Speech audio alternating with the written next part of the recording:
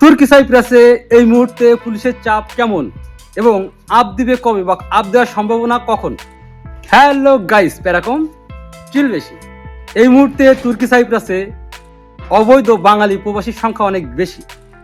এর ভিতরে অনেকে ধারণা করছে এরকম যে তুর্কি সাইপ্রাসে পুলিশের লোক ধরা কমাই দিছে বা লোক ধরতেছে না, বা এটা সম্পূর্ণ ভুল ধারণা।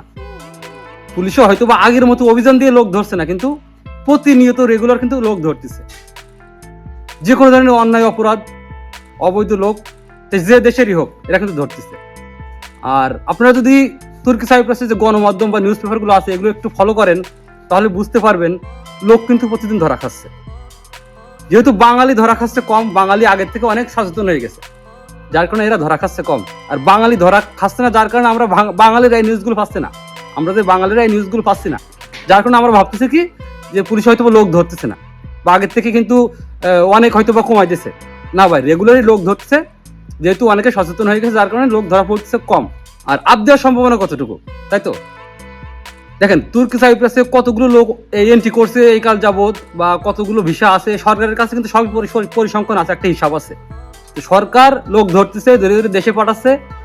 তো এরা যখন দেখবে যে না আমাদের লোক যা ধরছি এনাফ, এখন আমাদের আপটা দেওয়া উচিত বা অবৈধ লোকগুলোকে বৈধ করা উচিত, ঠিক তখনই কিন্তু এরা আপ দিবে।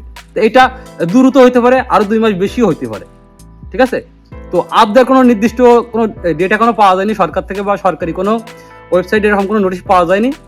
তো কথা একটাই, বাঙালি ভাই ব্রাদার যারা আছেন, যারা চিন্তা ভাবনা এরকম করতেছেন যে তুর্কি সাইপ্রাসে লোক ধরা কমাই দিচ্ছে বা লোক ধরতেছে না, বা এগুলো সম্পূর্ণ ভুল ধারণা। আপনারা যেমন ভাবে সচেতন ভাবে চলতেছেন, সতর্ক আছেন, ঠিক এমন ভাবে সতর্ক থাকুন। সবকিছু মিলায় ধন্যবাদ।